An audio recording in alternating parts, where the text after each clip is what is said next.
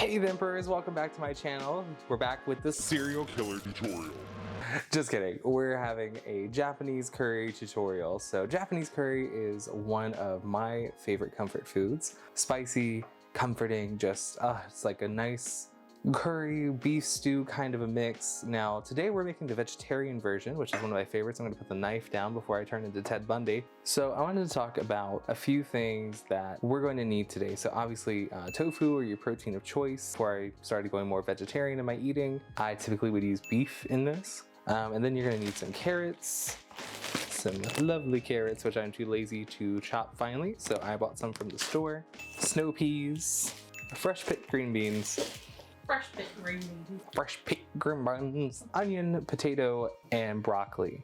So let's get into it.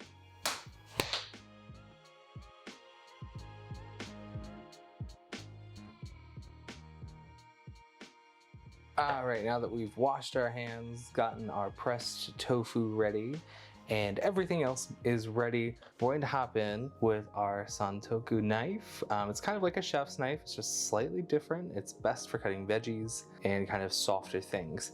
Now the important thing you want to do is sharpen your knife each time. So here I have a knife sharpener, so it's hand safe, meaning it's not like the old school ones, it's just a stick. Alright, so then you take the knife, place it in the back of the blade, and move it off your cutting board to not contaminate anything. Then pull it back, and you hear that grinding, so that means it is kind of stripping away a little bit. So you either don't want to hear it all or hear very little of it. Now this is on the coarser section, so if you really want to fine tune it, you can take it into the more fine section. You can hear more grinding there. All right, now our knife is officially super sharp and it is ready to go. So we're going to start with our tofu that we pressed earlier. So now you can do this with kind of 2 plates, some paper towels, or a large bowl. Now as you can see here, I used a large bowl and that actually created some pretty interesting divots in the tofu, but that isn't important because it's going to be beautiful once it's cooked. All right, so I like to take it out at 2 pieces at a time. Cut right down the middle lengthways, and then along the width I like to cut 3. Let's go 4. Let's be different. Let's do 4.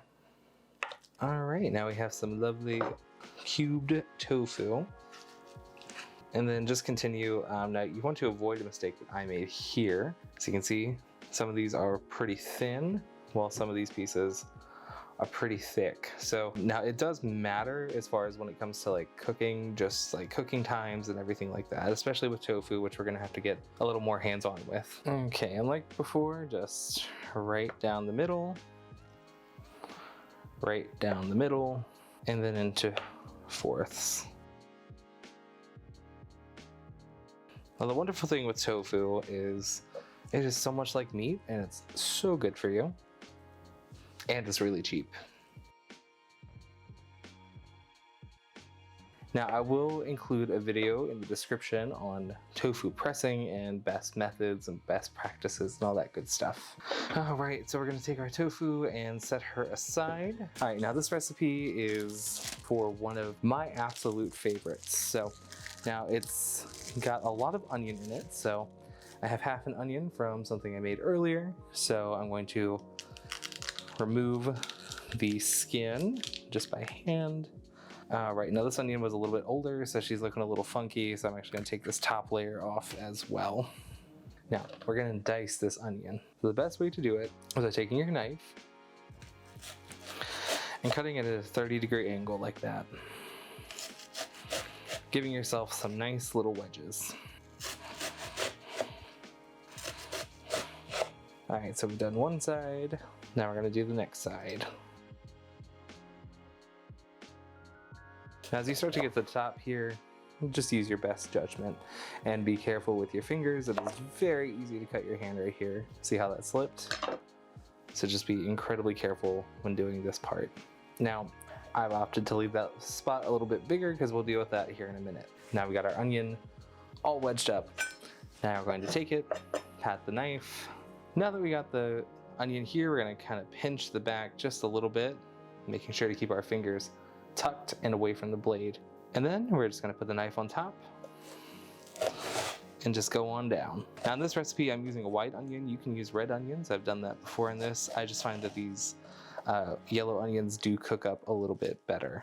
All right, once we got that roughly diced, we're gonna slide her on over because she's no longer the star of the show. Next, we're gonna move on to our broccoli. There are plenty of ways to break up broccoli. So I usually hold it down, I take my knife, and I just shave inward like that at an angle. As you can see, that's left us some pretty big chunks. So what I do from there is gently, just still on an angle, just kind of chop everybody.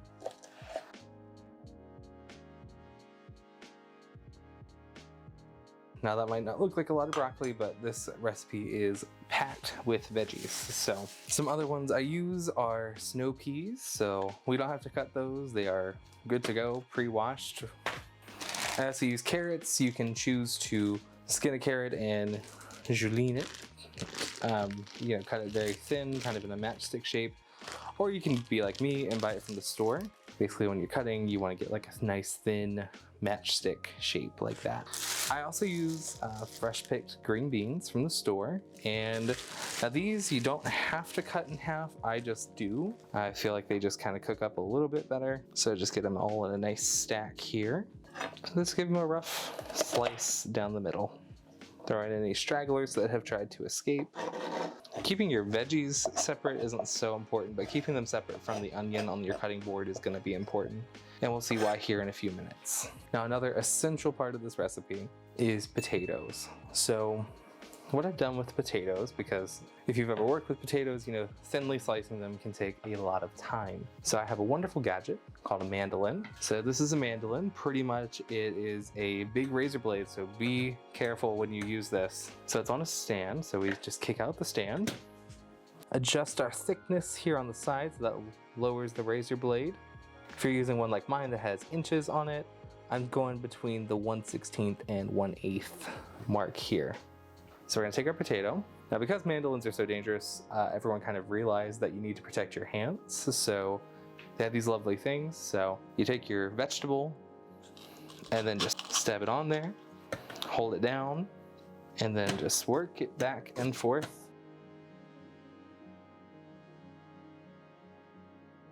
All right, now the potato is pretty much done except for this little bit here, which we can just chop pretty quickly with the knife. But with this mandolin, we get kind of wafer thin potatoes, so these will cook up very nicely. Now this other piece, you can kind of just cut it in strips.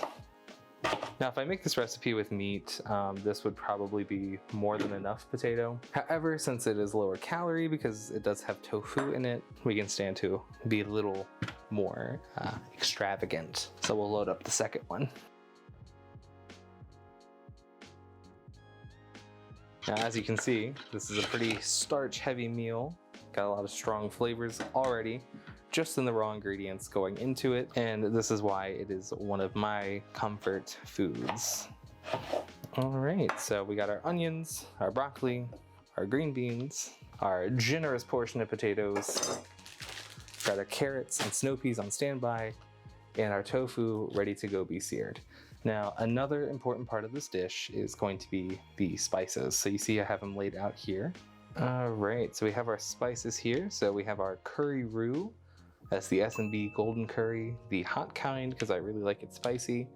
So we have 2 tablespoons of cayenne, half a teaspoon of turmeric, a whole teaspoon of hot curry powder, 1.5 tablespoons of Garam Masala, a little less than a teaspoon of black pepper, and then we have a whole tablespoon of Gochugaru, which is a Korean chili powder. It's really good. And a little bit of ancho chili powder, which just adds a nice chili flavor to everything. Now, I believe that spices in any recipe are always to taste. So in this recipe, we'll be including some ground ginger, some garlic powder, onion powder, and salt, all to taste. These are all to taste. This is just my taste. I like things a little spicier, but you may be different. All right, so next you want to move on over to your stove. And make sure you have a pot that is big enough to kind of hold everything, but also deep, because it's going to be a very sauce-heavy dish. And again, this is the non-traditional version of this meal. I will link a traditional version of this meal in the comments below. So you want to get your pan over here and get her set on some high heat. And what we're going to do is we're going to take these lovely tofu chunks and we're going to sear them. We're going to treat them just as if they were beef or chicken, and we're about to put them in this curry. So we want to get them seared, and once they're seared, we're going to place them over here to just chill out for a while until they are ready to rejoin the party. Now for this part, you're also going to want to have some tongs ready to go. Can you tell my favorite colors are black and red? Could you tell that? All right, so the best way to tell if it is ready is to either kind of hold your hand slightly in here, or if you're not dumb enough to do that, then you're going to want to take a tester piece of tofu. Hear that little sizzle? We are good to go. So we can go ahead and start dropping our pieces in. Like I said earlier, I made some mistakes as far as cutting this the right size. So some of these are going to cook up substantially faster than others. So we just got to see.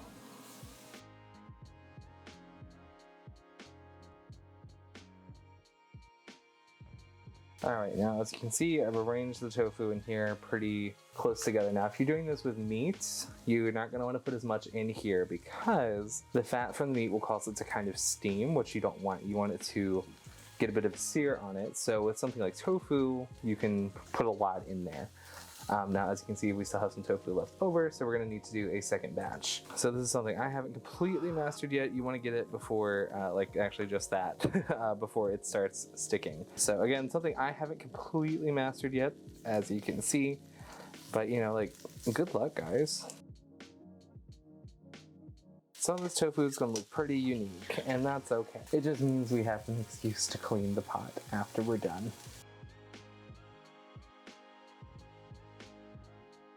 Okay, so we've got our piece of tofu here. So as you can see, it is starting to get a little tan, which is something that I'm never going to do, and I'm really jealous. So it is a little tan now, so this one's almost ready, but it's still a little kind of squishy to the touch. We want them to be drier, as dry as possible. So just keep it going. Look at them all getting tan, and think about going to the beach and how we can't do that because of Corona. All right, I'm gonna cut y'all a little mercy. I'm gonna just cut recording here, and we're gonna just come back when we're ready to do more cooking, because this is just gonna take a while, probably about 5 to 10 minutes. Okay, we're back. So we have a lovely lot of toasty tofu, so we're gonna set that aside, and we're gonna go ahead and get some oil in our pan here. Our pan, which is freshly cleaned. We have cleansed our sins, and now it's time to sin once more. So just give yourself about a tablespoon or two. Splash more there. All right, now go ahead and get this to kind of coat the bottom of the pan. So whatever vessel you're using, just give it a little swishy. Now this burner is still plenty hot from the toasting of the tofu, so you really won't need to turn it back on too soon. So as you can see, there are some little bubbles starting to happen here. So it is time to drop in our onions. Got onions that we've expertly diced, and then just slide them on in. All right, now it's time to add a pinch of salt and a pinch of black pepper. All right, now get these in here. Now you're gonna let them go for a little bit. Slowly zoom back out dramatically. So I would say until they are kind of translucent, so anywhere between 3 and 5 minutes. So we are kind of still on a high heat here, so we're gonna wanna just keep an eye on everything. This just gives me the perfect chance to talk about our next ingredient, garlic and ginger paste. So basically it's just cooked garlic, cooked ginger, just smashed into the essence of flavor. It is so good. You can get this online. I got this from our local international market. So give that open, give it a smell for just the deliciousness. Make sure our onions aren't burning. As you can see, they're starting to get shiny. This is good. They are coated in all that wonderful olive oil. Now you can use vegetable oil for this as well. That's probably the more authentic way to do it. I just had olive oil on hand. Right, now I usually wait until the onions get pretty fragrant, which they are right now. So I'm gonna go ahead and add 2 tablespoons. So if you don't have measuring spoons, you can just use a typical spoon you'd use at the table. So we're gonna go ahead and do 1 and 2. Now, garlic and ginger cook up a lot quicker than onions, so we're gonna go ahead and get them stirred in here. And your kitchen should smell absolutely amazing at this point.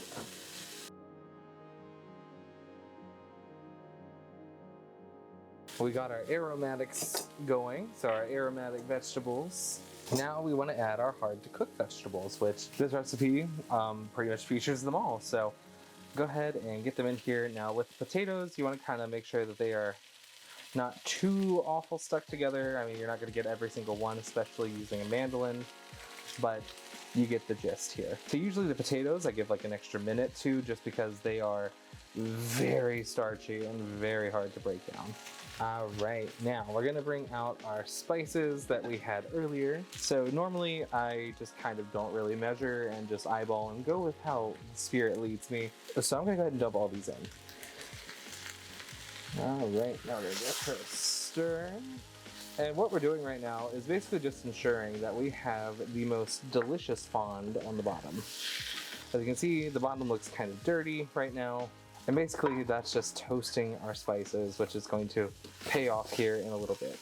All right, so the potatoes are pretty well mixed up. Gonna add in our other veggies into this mix. It's a very root heavy dish. All right, then we're gonna add our snow peas on top. Now back to this fond I was talking about earlier. So I'm gonna go ahead and give this a stir.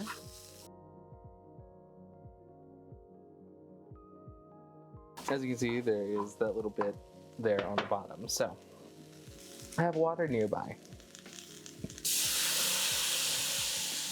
All right, and what that is going to do is not only give the heat a medium to touch the vegetables through, it is also going to lift the fond from the heat.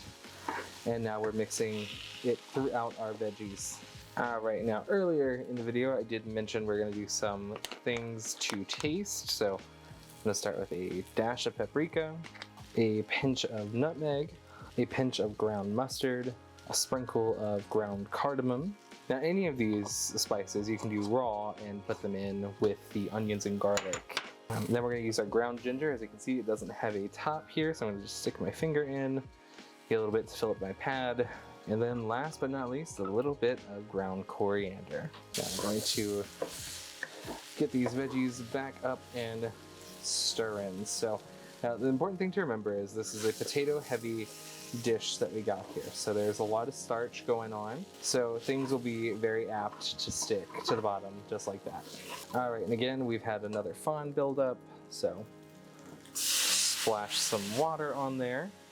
And basically you just want to look out for the fond to build up. So you'll be able to feel it on the bottom of the pan. It'll feel kind of textured and grooved, and sometimes the spices will decide to attack your airways a little bit, so just be mindful of that. The star of this show is the Curry Roux. So roux is just kind of like a mixture of fat and flour and seasonings. So pretty common across all cultures, I think, to use roux in cooking. So in this case, it is a curry roux here that we got, our pre-packaged, pre-made S&B hot curry. So on the back here, you can see it has 4 breaks. So what we're gonna do is just press and then pull. And then we're gonna reveal this lovely curry roux that we have in here. Now I'll link a video of how to make this in the description. All right, so I'm being currently assaulted. So usually when I cook, I do have the fan on, but because I'm filming right now, that's a no-go. All right, again, so we're having a little fun build up there. That we have an escaped potato back in potato. Little by little, we're gonna want to introduce the curry roux. So I usually start with the 2 pieces and just get them going. Now pretty much because this is just butter and garam masala and flour, it is just going to melt in here. As we can see, it's starting to steam a little bit more. these don't completely melt right away, so you are still going to see them in here. So after it starts getting a little steamy, add in the other two, stir them around, get them all well acquainted with each other, get any excess off of your spoon, and then we're going to come in with some chicken stock. Now if you want to make this completely vegetarian, use veggie stock. So as you can see, we're getting that deglaze, which just is a fancy way of saying we're getting the fond off the bottom. And so I use the whole chicken stock. Go ahead and get this mix in. All right, now we're gonna add our secret ingredients. If you've ever been to any Chinese restaurant and you have seen the hot chili flakes in oil, they are probably this brand, Lao Gan Ma, which can tell I'm out of practice with Chinese. Basically is just chilies and garlic in oil, and it's amazing. So we're gonna get 2 spoons of that. Now we're waiting for this mixture here to get back up to a boil. And if you see any potatoes sticking together, try to separate them. Be that chaperone at the middle school dance. Now, I did forget we are gonna add a little garlic powder and a little onion powder to really drive all that home that this is an onion and garlic heavy dish. That mixed in. Typically I do that when I put in the vegetables. I'm just having a senior moment. As you can see, there's a piece of our roux. Next, we're gonna add some fried crispy onions. So you can get these pretty much at any international market. Basically, it's just deep fried garlic, and they kind of just melt into the curry, and they're just these lovely little flavor pockets. Those stirred in here. Now, last but not least, we're going to use some bouillon to really thicken the flavor. So I use about a spoonful. So I got some beef bouillon. Again, if you're making this vegan or vegetarian, I would just add some MSG. Now, I typically can't find MSG where I live, so I really don't cook with it that often because it's just not available to me, but I would definitely consider cooking with it. And then we're gonna get all that stirred in. Now, as you can see, it's starting to steam pretty good. And where's the simmer? I can hear it bubbling. And there it is, perfect. So we're gonna set a timer for about 15 minutes because that is how long it's going to take for the curry roux to completely dissolve and pretty much all the food to get really acquainted with all these flavors. Now, I typically stir just about every minute for these first 5 minutes, and then I keep on it as needed pretty much for the rest of it. Now what I do during this time is pretty much I start cleaning because this is a spice intensive dish, so I start reorganizing all of the spices in my lovely spice cabinet that is way too full.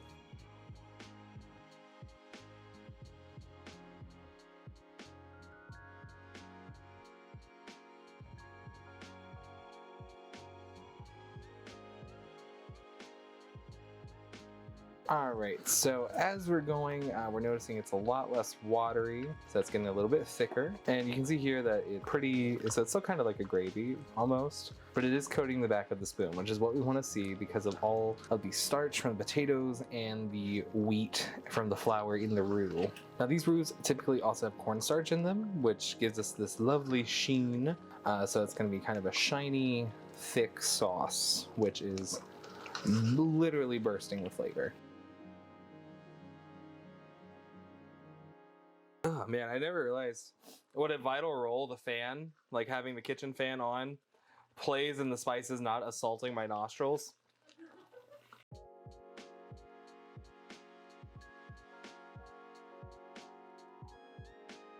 Now that we're at that 10-minute mark, it's been about a whole 5 minutes or so. Everything's really bubbling, really going, so we're gonna turn her down to a medium. And I'm gonna shamelessly film a TikTok about it too. Okay, and then we're gonna take our lovely tofu, and then we're just gonna dump her right in. The reason we wanted to get this tofu as dry as possible so it could absorb as much of this sauce as possible.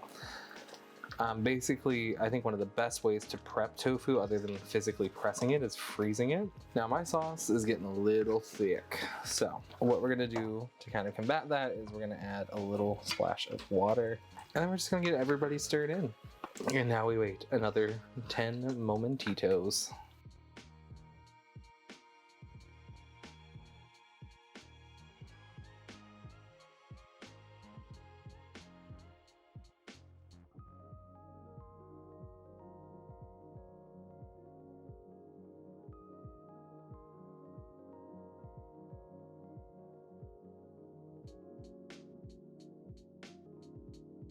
6 more minutes of filming. Do, do, do, do, do.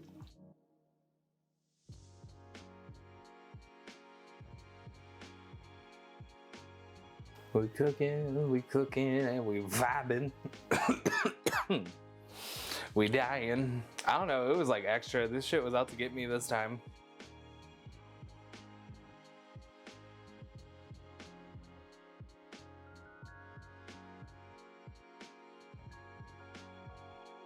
But yeah, 10 minutes, we added in the tofu, and yeah, we're just stirring everything and getting everybody nice and well acquainted. We've been cooking now for about 9 minutes and we are almost done. So as you can see, our sauce has thickened quite a bit, so it's coating the back of the spoon and it's pretty thick.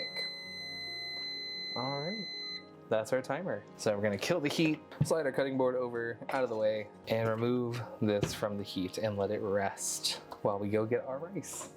All right, we've changed sides of the kitchen and we are ready to get our rice that we've had in our rice cooker. So especially if you're making this for kind of a meal prep, I typically just kind of divide everything into fourths because it's about 4 cups of rice. So every little triangle is a portion, but you can do what you want, like it's your house. So, all right, we got it all nice and fluffed. And then I'm gonna invite you to come with me. Oh, that's so cool. Now we've got our sauce, our rice, so we're gonna go ahead and just get as much as our heart desires. And let me tell you, after today, I'm really wanting it.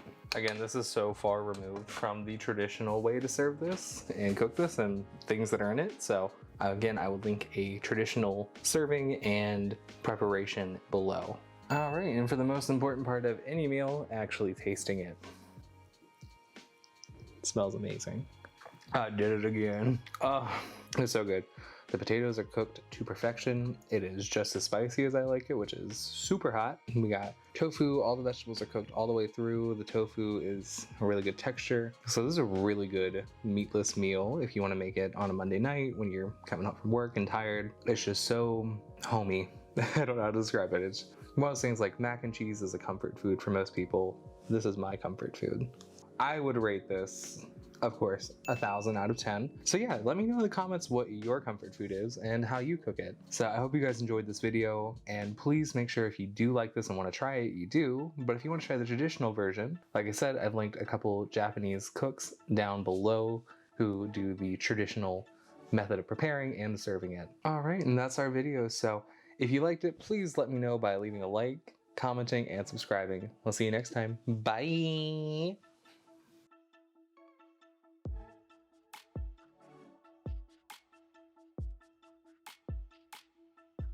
I just realized my Starbucks cup has been there the entire time. It's out of the shot. That's all that matters. That's all that matters. We're doing better than Game of Thrones.